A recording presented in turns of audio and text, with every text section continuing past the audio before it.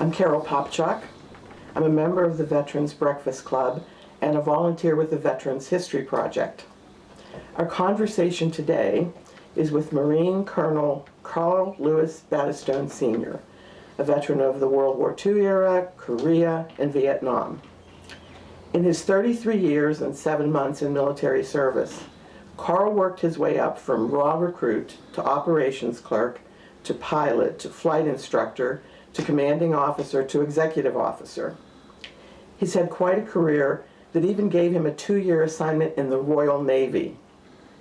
Carl has offered to share his stories with us, so let's get started. First, I must observe, Carl, that your service record is brimming with abbreviations and acronyms. So feel free to correct me if I mess up on any of them as we go.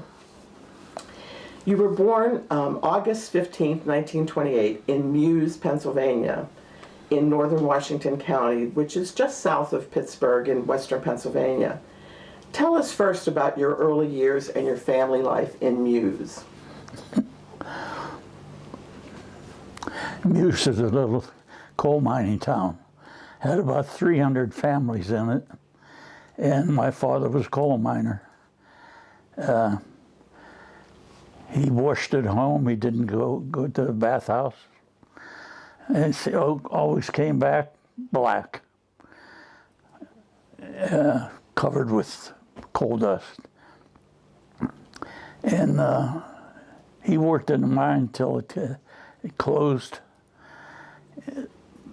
somewhere around 55. And did a few odd jobs here and there, but basically retired. And the only work he did was keeping the gardens going and making wine, which was an every year occasion. And I went to the Muse Public School till they tore down that. They were known as chicken coops, and they in fact were used as chicken coops by the farmers that bought them after we left. The schools were known as chicken coops? The schools were called chicken coops. Oh my. Because they were used for chicken coops after we went in. And of course the older boys had to haul the coal in winter, keep the fire going, and the ash was cleaned out. Then I went to high school graduated in 46, and I was valedictorian. I have to brag somewhere here. Absolutely.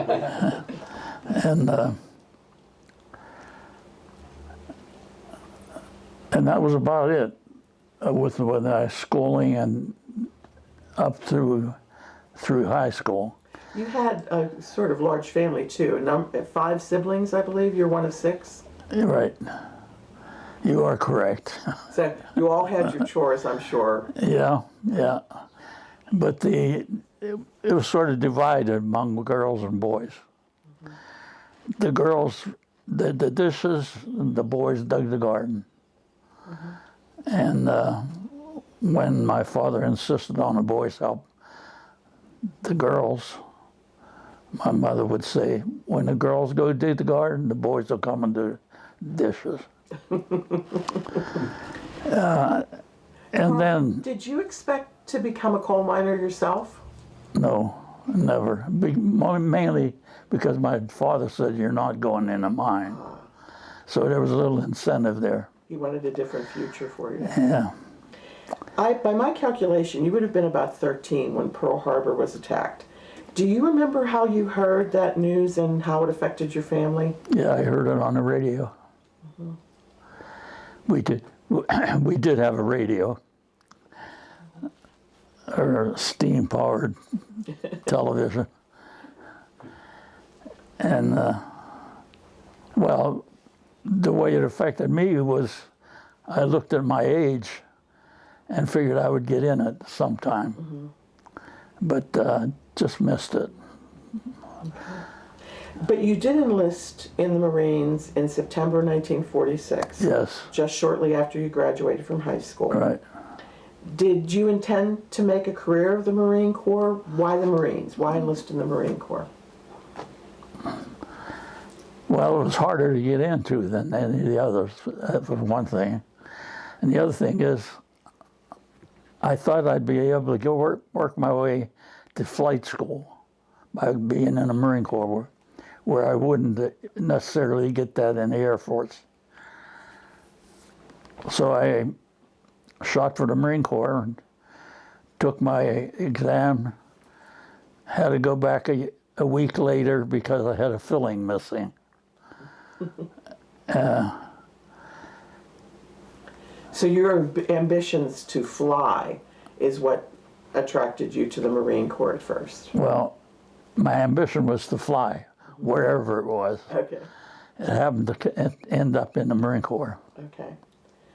Is there anything that you remember from your basic training at Parris Island? It's sort of legendary. Do you have recollections from your first weeks, months in the military? Yeah, I remember our drill instructor's name. He had a scar on his head, and he was known as Ricochet Nethery. Ricochet because of that bullet that hit him flat in his head here, with no helmet on. So he was always Ricochet Nethery. Of course, he was Sir to us.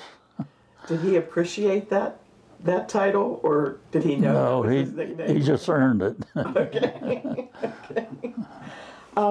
You mentioned in passing that some of your siblings also served in the military. Do you want to comment at all on that part of your family's story?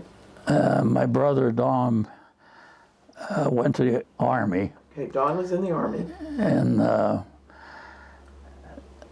next one was Joe. Joe went to the Navy, and Frankie went to the Air Force. And none of them stayed in. They all served one tour and got out. I stayed in the Marine Corps. Thought it was a pretty good deal. Well, we're going to hear all about that good deal that you think you got there. From December 1946 through September 1949, you were an operations clerk stationed in Willow Grove, PA, and later at Quantico, Virginia. Since the war was officially over now for more than a year, when you joined the Marines, what kind of duties were you assigned to perform as an operations clerk? Taking care of all our operation records, both the squadron records and the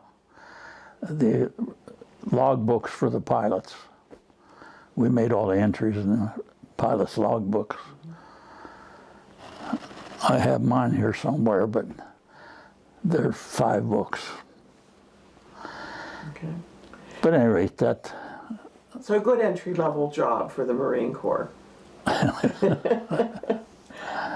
Then you had about 15 months of inactive volunteer service while you began your undergraduate studies at Carnegie Institute of Technology, now called CMU. What were you majoring in? What were you planning to? Aeronautical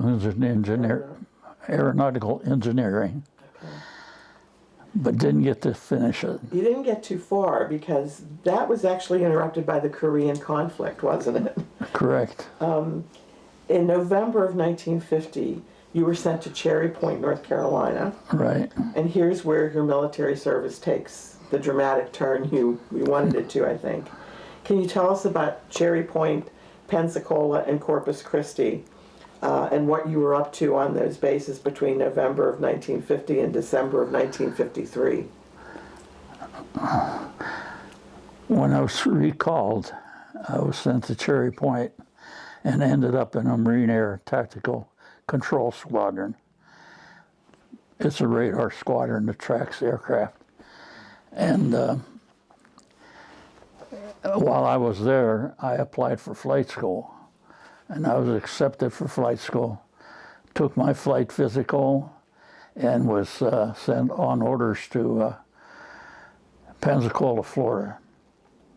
At Pensacola, Florida, I was discharged from the Marine Corps and enlisted in the Navy. But they enlisted me in the Navy first, then discharged me from the Marine Corps.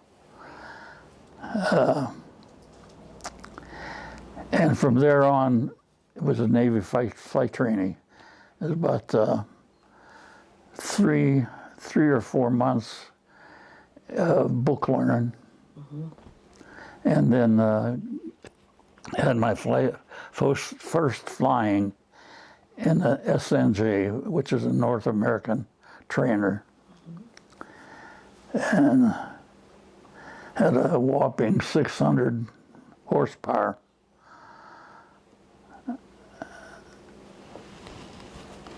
I can't even remember when I had my first solo flight. I know I had 19 hours dual instruction. And then after the last one, the instructor got out of the back seat and said, go around and make a couple of landings.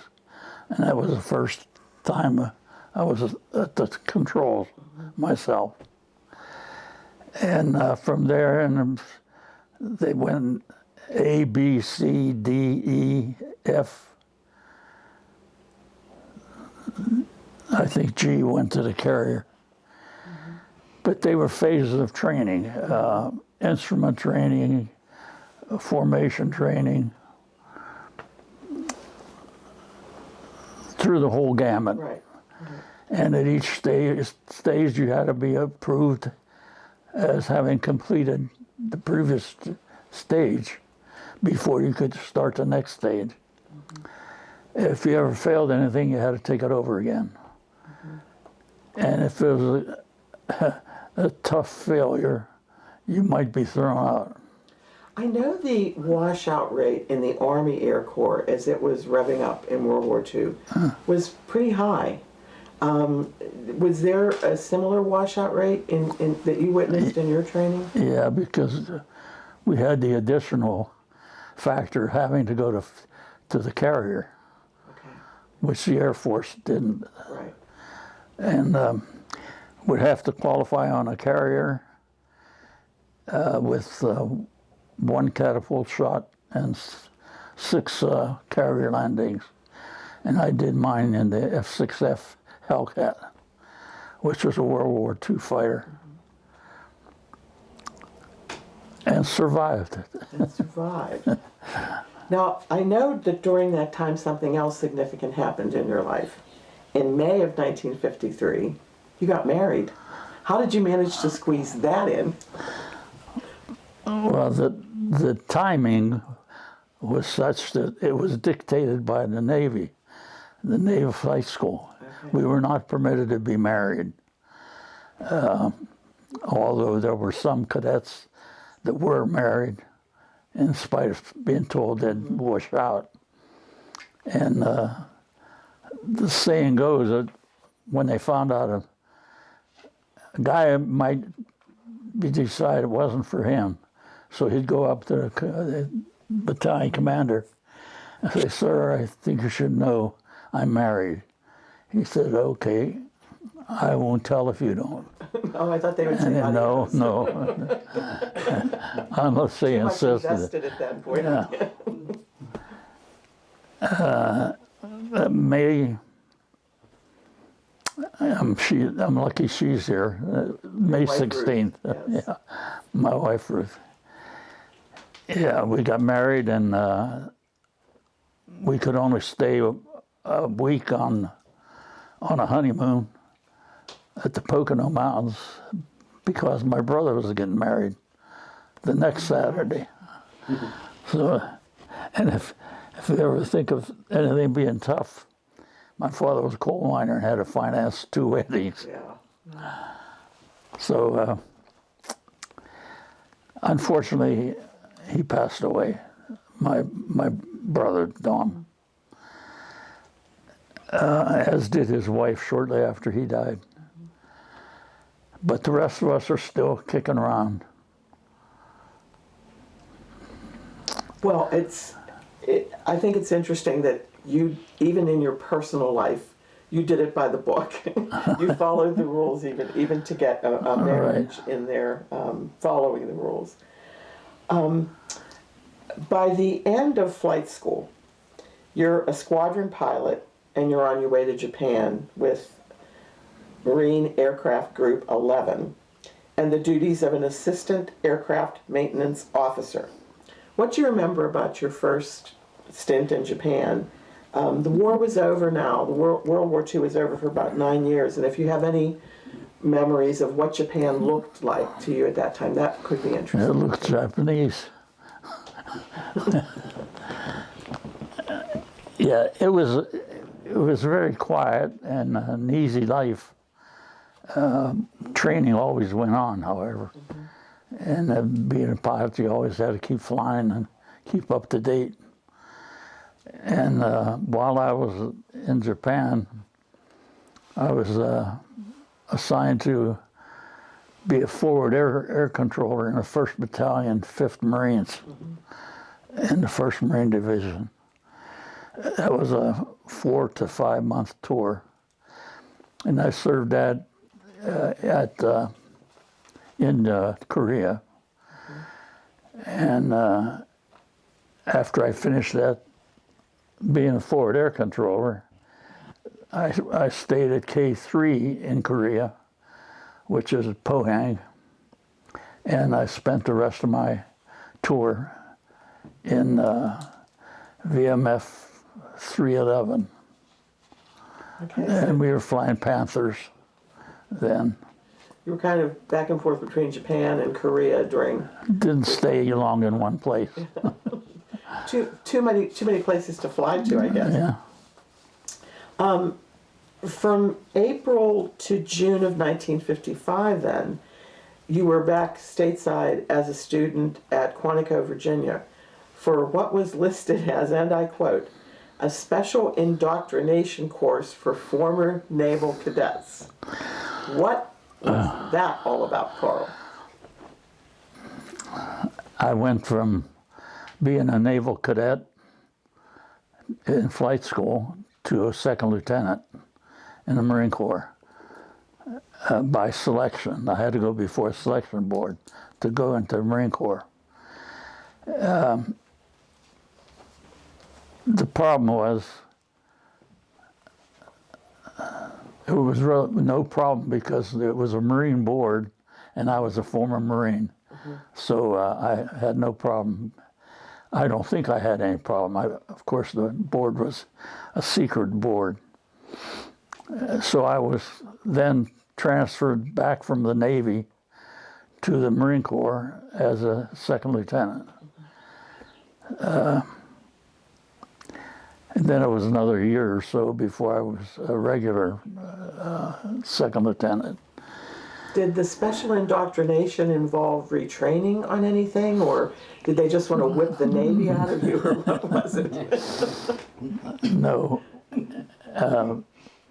We cadets, the ones that had not been in the Marine Corps, had a minimal of training.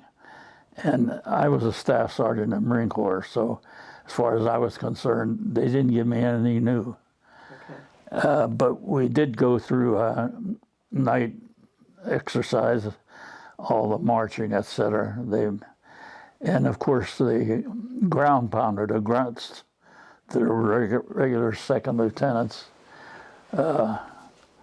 made fun of us by saying "Zumi," until we told them stop that platoon and had it out with him. And they never bothered us again. And the commanding general was Lou Walt at the time. He came out and had us in formation and told us he didn't want us disciplining those other people. He would take care of them. And he did. We were never bothered again. But you got the ball rolling. Yeah, right. After your indoctrination, Carl, you were assigned to be an instrument flight instructor on jets back at Cherry Point, North Carolina, until about August of 1957. Do you remember any harrowing experiences with student pilots? We all know what it's like to be in the car beside a student driver, but now you've got a guy behind the wheel of a jet. And any memories you have of that time as a flight instructor? In fact, the instructor sat in the back seat, in the front seat. In the back seat, the student had a hood over his head so he could not see outside the airplane. And that's how he learned to fly on instruments. I was on top of most situations. Never broke an airplane. Part of the reason why you're still here, I gather. You got another one-year training assignment in Norfolk from August of 1957 to 1958. And then in September of 58, you joined, if I can use that term, the Royal Navy for 2 years on a special exchange program. I was transferred to the Royal Navy. Okay. Could you tell us about your most memorable experiences there? I know you served on HMS Ark Royal, a carrier, and that you received some special training at the Rolls-Royce Engine School and the de Havilland Factory School, where they were building the British Sea Vixen aircraft. So tell us anything you want to about your time with the Royal Navy. Well, I flew their airplanes, used all their equipment, their flight suit, their helmets, and it was just an indoctrination on each airplane. An airplane is an airplane. The difference with the British airplanes is our airplanes had the brakes on the toes, on the rudder pedals. Theirs didn't. In order to hit the brakes on theirs, you had to take the brake handle here on a brake, apply that, but it went to both wheels. Okay. Being used to tapping the brake to where I wanted to go in our airplanes. You want to go left, you hit that left brake. Habit is a tough thing. My first flight in the Sea Vampire, I grabbed that thing, put the brakes on, but it went to both wheels, so it would stop. So what you had to do is hit the brakes on one side, wherever you want to turn. So you applied the brake with your foot, but the brake was up on a control stick. So all of a sudden you were a student pilot. Yeah. But then I went to the Sea Venom, which was their all-weather fighter at the time. And the beauty of that thing is it was wooden. If you can believe a jet being made out of wood. Oh my gosh. And I didn't take it aboard carrier. I didn't go aboard carrier till I got the Sea Vixen. The Sea Vixen was a heavy airplane. It was an all-weather fighter. Pilot had a cockpit, and the radar operator was flush.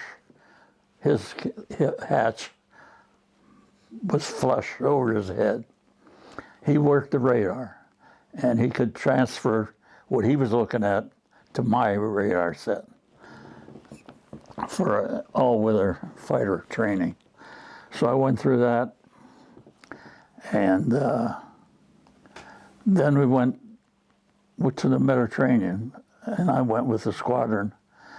And the funny thing is, I had to pay tuition, not tuition, but I had to pay money to go on a boat, but I didn't have to pay money on the beach or on a carrier. So we worked all that out. And I think I came out a little ahead on that. But anyway, we went out on the carrier and went to the Mediterranean. And funny thing is, when the Navy got in a squadron and went for Gibraltar, that was when they started getting a pay raise for that voyage there time.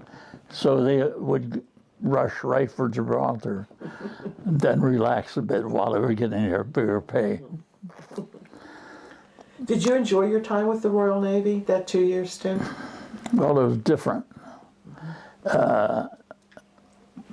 Flying the airplane, once you got used to it, it's like any other airplane. It was not supersonic. It would go, if you went downhill, it would go supersonic with full power on. But the one experience I had on that is I was doing some test work on the time to climb. I got up to 35,000 feet and pushed the nose over, and the airplane was shaking like it was coming apart. I had a 19-year-old midshipman with me, and he said, "We have to go back." I said, "No, I want to see what caused that." So I went through the same routine, same thing happened. So then I went back and landed, and the airplane had a weird control when you're on autopilot, and that's what caused it to shake. The rudder, or the ailerons, started flapping up and down out of my control at a certain speed. So we went back to the base and explained that to everybody, and they adjusted the controls. So you helped them uncover a flaw. Right. Could have been a pretty serious flaw in the design. According to my records, you spent your last 4 months in the Royal Navy as an instructor at the all-weather flight school. Is that correct? Yeah. Okay, so you must have been pretty valued there. Well, we were sending radar operators to the fleet, and they would train with us. So there would be an instructor in the front seat, and the student would be in this coal pit down here. And we'd run him through the syllabus, and when we decided he had enough training, send him out to the fleet. And he'd go to one of the regular fleet squadrons. I stayed on board ship. I don't remember for how long. But the good thing about being aboard ship on a Royal Navy, we had a wine mess, and you could stop and pick up your bottle of wine before you ate. So that was a very, very good deal. Well, after your time with the Royal Navy, it was back to the U.S. and back to school, this time for Security Augmentation Force Training at the University of Southern California.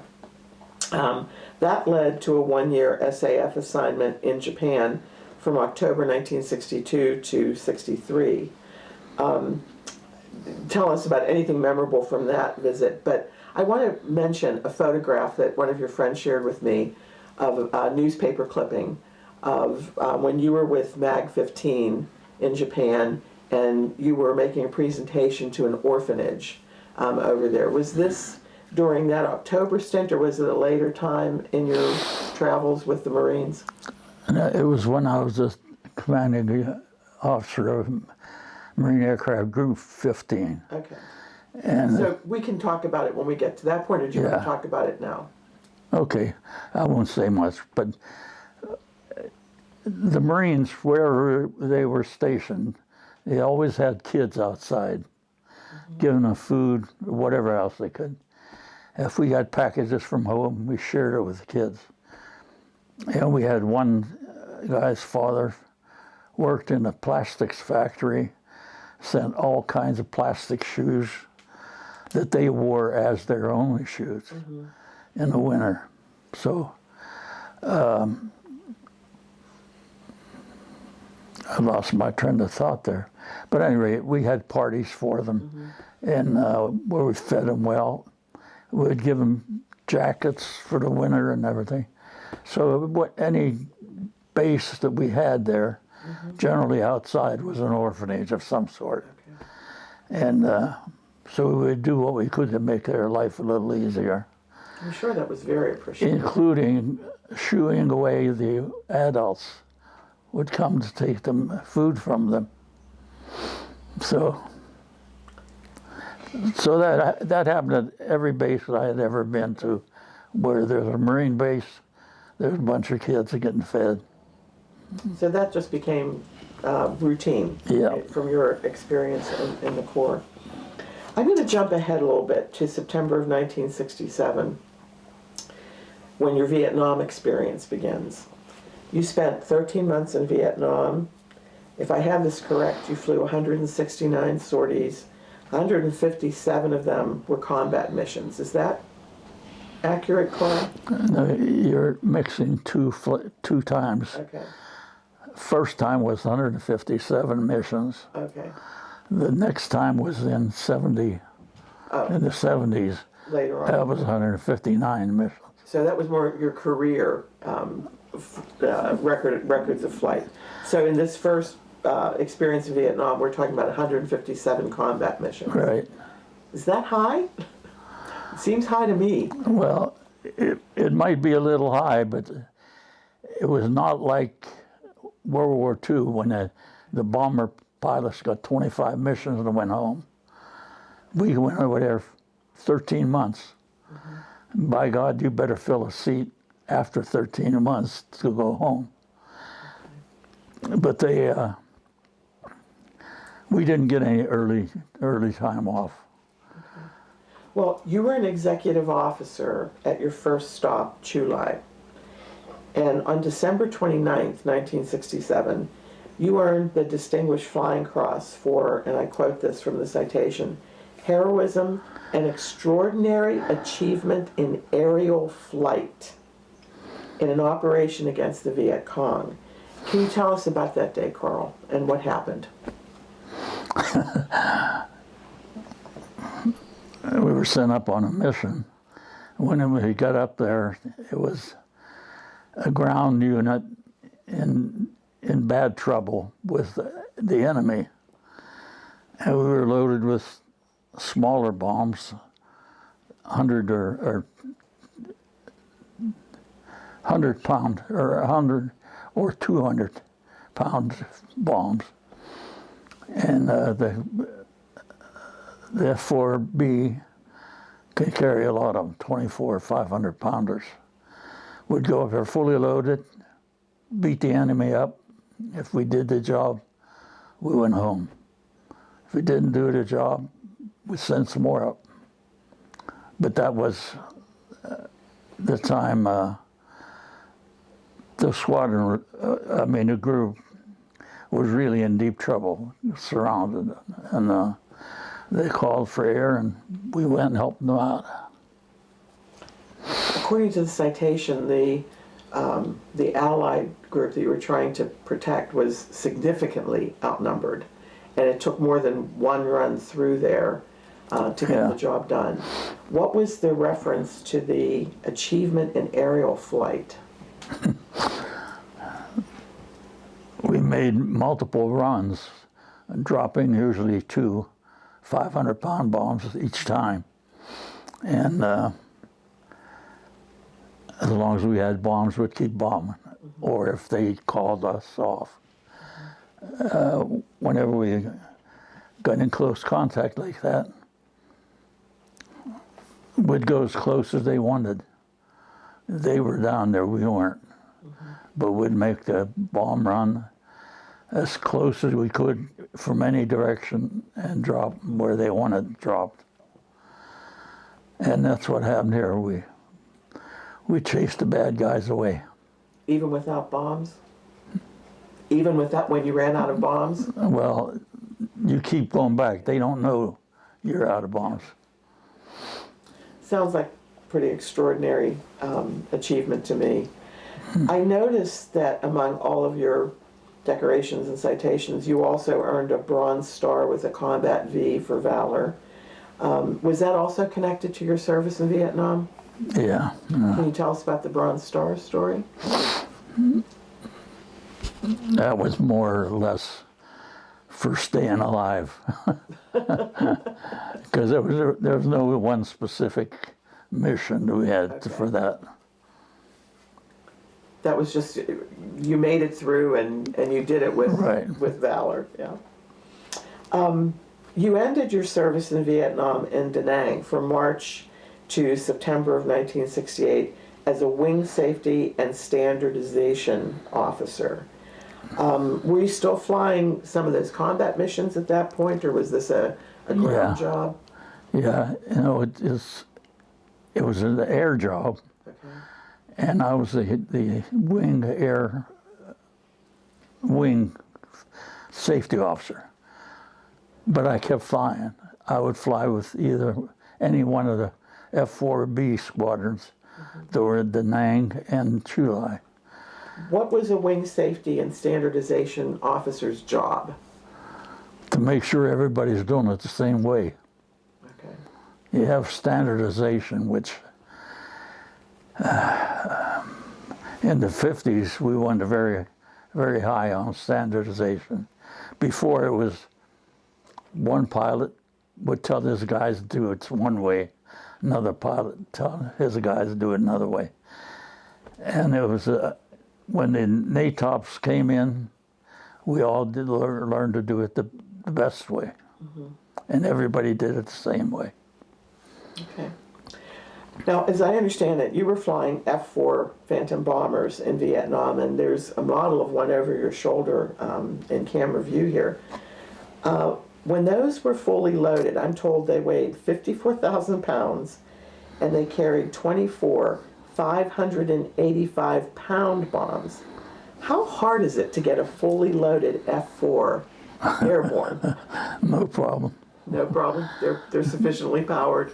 You got two engines and two big afterburners.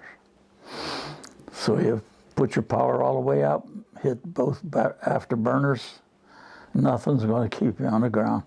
Not even 24 half-ton bombs. And on a carrier, they can put the chocks under your airplane. When you get up on the catapult, you can have your feet on the brakes, and that'll shoot you off that carrier, and it'll still keep you going. What did it feel like the first time you were catapulted off of a aircraft carrier? When was it? What was it like to experience the first time you were catapulted off a carrier? It's like a ride. See, the first catapult shot was in the SNJ. And then the first one was F6F, which was a Hellcat. And it's just first you got to prepare yourself. You have to hold a stick, and you're holding, because with the airplane being shot that way, the stick wants to come back this way. So you have to brace that. You got to put the power all the way up to full power, and it has a little handle there. You put the throttle all the way up and grab that handle, so that's not going to come back. So from there on, it's like a carnival ride. Nothing's going to keep you on the carrier, including full brakes. So you better be ready to fly, right? Right. Carl, by November of 1968, you were back at Cherry Point, North Carolina again. And then by January of 1970, you were commanding officer at that very base where your aviation journey began. But you had some unfinished business. And from August of 1970 till January of 1972, you attended Washington and Jefferson College in Washington, PA, graduated magna cum laude with a BA in political science. 3 years later, in July of 1975, you earned the equivalent of your master's degree at the Naval War College in Newport, Rhode Island. Your master's thesis was on a subject that I presume was close to your heart. Short airfield for tactical support catapult system versus runway length. Any particular discoveries you made or contributions you made for a better understanding of how those things work? No, the Marine Corps started working on airfields in World War II, get the equipment and everything. And you had 12-foot sections of steel planking with holes in it to be lighter. So 2 Marines could pick up a piece of this and build an 8,000-foot runway, if that's what you needed. We made that our purpose in life, be able to go anywhere and build your own airfield. And if you couldn't make it along the runway, you got shot in the air with a catapult. And when you came back around to land, you had an arresting gear, just like on a carrier. Just stop. All on the land. So you kind of replicated the conditions of a carrier on land for short runways, Yeah, if I understand correctly. short airfield for tactical support. Okay. Yeah.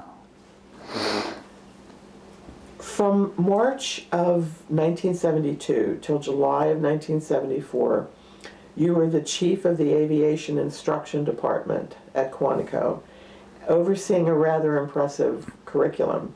Was this an assignment that you enjoyed, kind of being an education administrator? I wouldn't say I enjoyed it, but it was a good job. And you got to talk to ground officers and let them really know what flying was like. To do 2 things, get them to accept what you're saying, and also to get them to like aviators. We always had clashes, particularly after having a few drinks. And maybe this is where your political science degree could help you a little bit too. You could navigate the politics on base a little bit better, maybe. No, that didn't help. Human nature always springs forward, doesn't it, Carl? The last Marine Corps assignment that I have listed for you is August 1975 to July of 1976 with MAG 15 that we referenced earlier in Iwakuni, Japan, which is just southwest of Hiroshima. You received quite a plaque at your send-off, and I assume with the sentiment that's expressed on that, there must be some special memories you have of that time in Japan. Could you share some of that with us? Yeah, they're all special. And of course, you always remember the ones that didn't come back. Fortunately, there weren't too many of those. But life went on.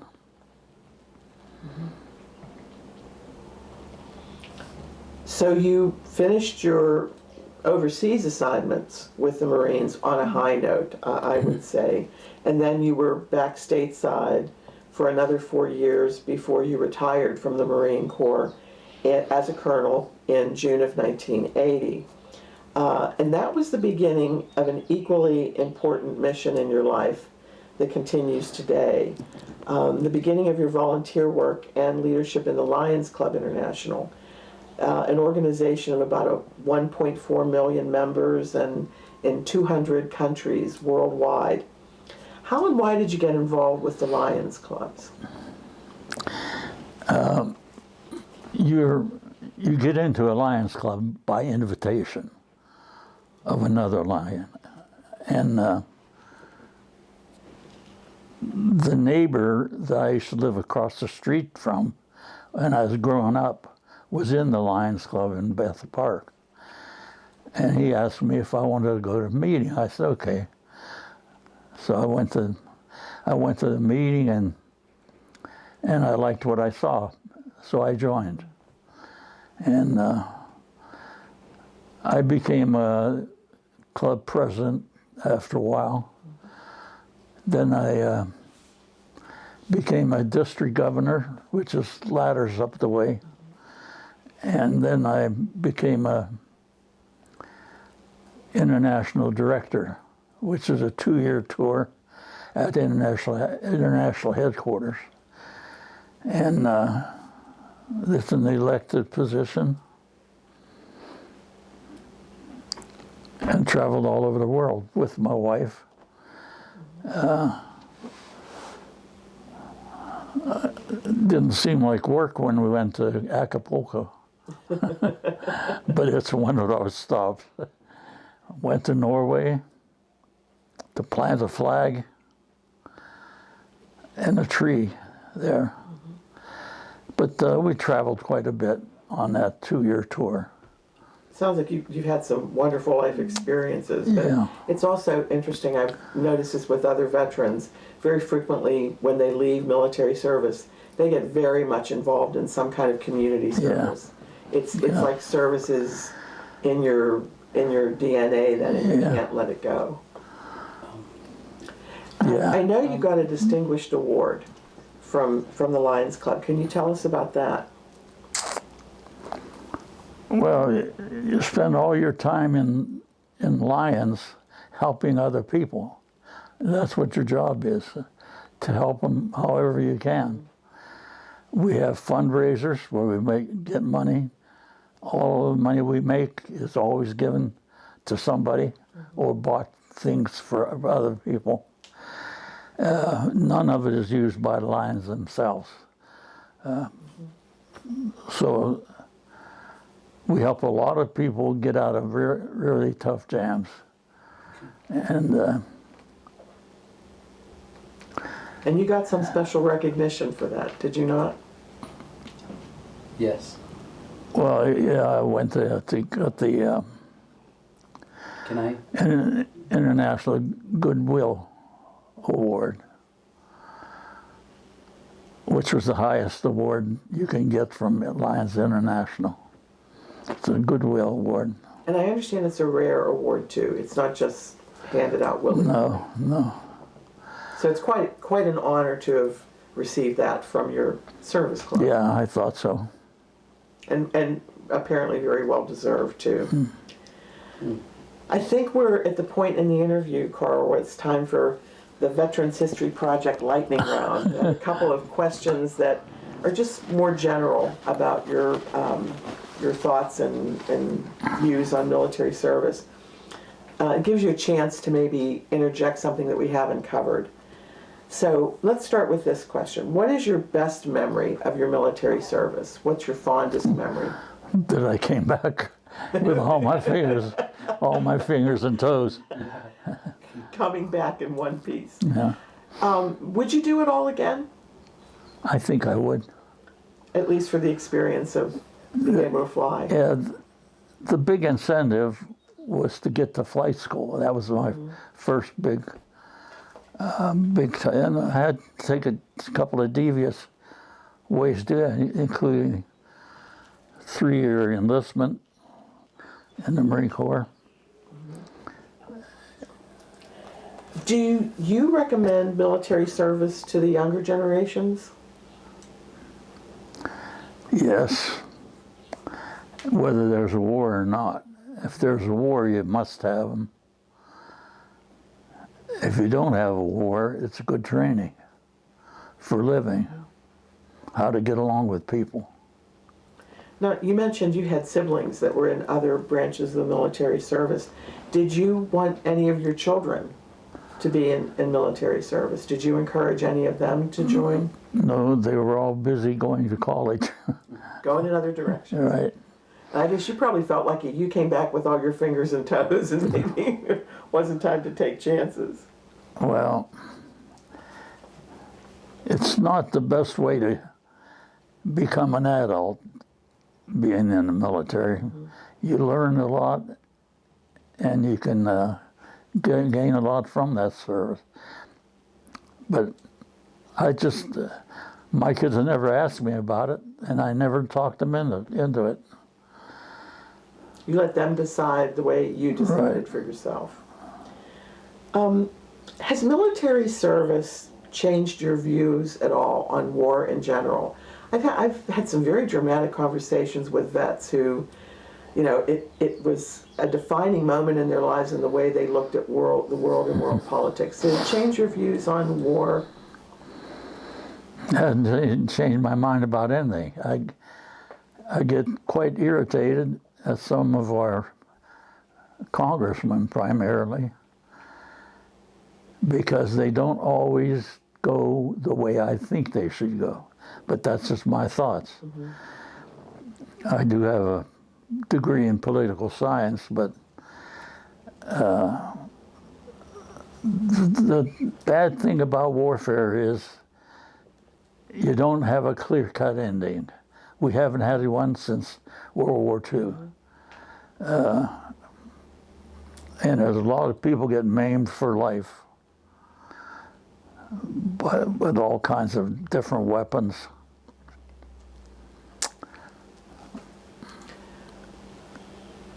And my 3 brothers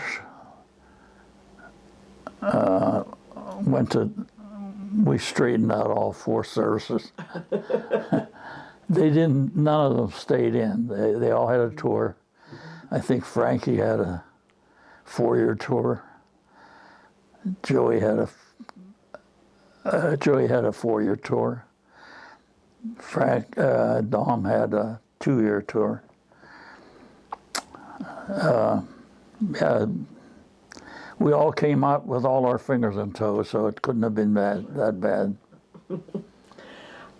Last question before we wrap up here. Do you think there are things that civilians can learn from veterans? We're now in a period where there are fewer and fewer people proportionally in military service. So what should civilians be learning from those who have served, people like you? Well, when you have to go to war, you need servicemen. And that's what you can learn. Get the ones that were successful to teach the ones that were not, or the ones that didn't go to war, that there could be a possibility. And I don't know if you remember, Harry Truman wanted to have military training and didn't get it. But if you don't get trained along the way, you're going to get trained when you put that uniform on. And it's training to kill. Nowadays, it takes more intelligence, more talent, and more skills. Otherwise, you can kill a lot of your buddies. When you take the F-4 and put an atomic bomb on it, it's going to kill a lot of people indiscriminately. But George Washington said it first, you must be trained for war. Enjoy the peace, but get trained for war. I think that's a perfect way to end your comments. I just have a reflection, having studied a little bit about your life to put this interview together. I'd have to note that in addition to approaching your 95th birthday, and after almost 34 years in the Marine Corps, and over 40 years of community service through the Lions Club, in a couple of weeks, you and your lovely wife, Ruth, will be celebrating your 70th wedding anniversary. This is a commercial? There is an unmistakable pattern in your life, Carl, and I think we can sum it up in 2 words. Semper Fidelis. Correct. Congratulations, and thank you for sharing your story with the Veterans History Project today. Thank you very much. I just wanted to say that I've been aware of Carl's service at many stages throughout his altruistic volunteerism throughout the Lions Club, and quite frankly, he's a legend in the Lions Club. And the award that he did receive is the highest honor that you can get from Lions Club International. It was called the Ambassador of Goodwill Award, and there's only about 35 lions out of 4 million lions in the world that receive it. So it was well deserved. Thank you, Carl. Thank you very much. What did it mean to you to receive that award? Well, it was very much appreciated. When you start out in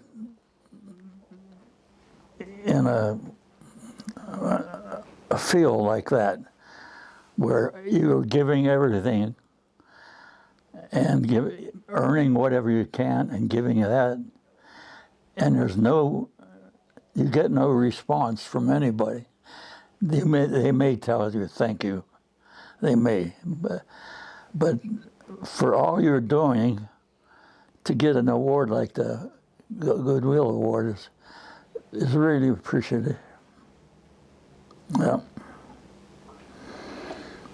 Yeah. So, Dad, when you were trying to get into flight school, could you share the story about the Dilbert Dunker and your inability to swim and what you had to do to go on the Dilbert Dunker? And Muse, Pennsylvania had no swimming pool. A lot of puddles in the road, but no swimming pool. Consequently, I had never had swimming lessons or anything. And when I went to flight school, first thing in swimming class, took you to a 12-meter platform above the swimming pool. And non-swimmers waited till last. The swimmers jumped in and then had paddle to the side. Non-swimmers came last, and they made sure we knew someone to get us out of there. I jumped in and went right to the bottom. I kicked myself up, went back down, and he threw in a rubber donut. And from there, I learned to swim. The Dilbert, I couldn't swim. I hadn't learned to swim yet when I had to go in a Dilbert Dunker, which is a cockpit of an airplane. It's perched like this, and you get in with all your flight suit on and everything, helmet, and they release that thing. It hits the water and turns over upside down and sinks. And you have to get out. So you get out, breathing air a little bit, if you can. And if you can't get to the side, the instructor would come and pull you out. How long do they give you before they would come in and open up the cockpit to get you out? Till you're coughing. Nothing like the military. How long did it take you? Were you terrified? And no, you're too busy. You have to get your straps off. You have shoulder straps and seat belt, and you're strapped in the airplane. So when that thing hits the water, you're discombobulated. You're not quite sure what's happening. And then it's rolling upside down and sinking. And you're trying to get these belts and everything off because you got to get out. Were you allowed to start taking the belts off when you... No. We had a French cadet that tried it. We had several French cadets. This guy couldn't swim, which is amazing to me. He disconnected on top. It went down, hit. That thing went like this, and he shot out, bounced in the water a couple times, and then sunk. And they pulled him out. Jacques Lestorge was his name. And he was the things to remember. You remember this guy's name. Yeah. Well, he was killed at Dien Bien Phu. Yeah, several of them were. Dien Bien Phu was the last stronghold in Laos for the French, and they surrendered to the Viet Cong. Quite a few of them were lost there. Dad, can you tell me how you're going to be married for 70 years? How was it that you maintained your relationship and your sanity when you had all the children and your wife here and you were over there fighting in a war? How does that work out emotionally for you? How did you do that? It's tough. You never forget the people at home, particularly when the bullets are flying. But first off, you have to pick the right woman. And don't ask me how you do that. Don't ask me how you do She that. picks you. Yeah. And during the time the kids were growing up, that's the oldest one right there. She got smart and married a guy who's getting rich. I heard it described as yesterday in talking with two military spouses that their husbands have a degree in compartmentalization. That one of them had to leave for a tour 6 days after his kid was born, and that they had to trust their wives, that their wives got it. I have to trust that you are running the household, you have the kids, you can run everything, because being over there, you can't always think about the family, because you have to do the job, you have to do the mission. So it's hard you have to be able to compartmentalize that into a spot and say, I will think about this when I can. Yeah. I have to trust my spouse that they have it, and that speaks to your strength and your sacrifice. It speaks to your wife's strength and her sacrifice. Fortunately, I never had to worry about the kids at home and her. So it doesn't mean that in the back of my head I wasn't worried about something happening. Of course. Because there was no way I was going to get home. I could ask the Lord and they wouldn't have sent me home. How did your faith, Dad? You told me at one point you had mass almost every day when you were over in Vietnam? That was just one period of time. Monsignor Darkowski was the wing chaplain when I was at Da Nang. And he was the head of all the chaplains, including the Protestants. Well, I got to know him real well because I was transferred up to Da Nang to be on the general staff. And he was very valuable to me because you may not believe this, but you can check it. Marine officers were not permitted to buy booze. We could not buy it except for a drink. You couldn't buy a bottle. Our staff NCOs could, but you wouldn't dare ask them. But Monsignor was Navy, so he would buy my booze for me. And he did. Yeah. We didn't cover that in the question here. Wine, right? Church wine, right? I went down to McKeesport. He was having an anniversary celebration as a priest. He had come back from Vietnam. And so I called and asked if I could reserve a seat. They said no, they were all closed. They were filled to overflowing. And she said, were you a friend of his? I said, yeah, we were in Vietnam together. He said, oh, well, we'll get a place for you. So they got a seat for me. And I went down there. I went up to communion, and Monsignor went like this with the host. He said, Carl. So then they asked me to say a few words, and I let them know how I got my booze. Yeah. Any other questions?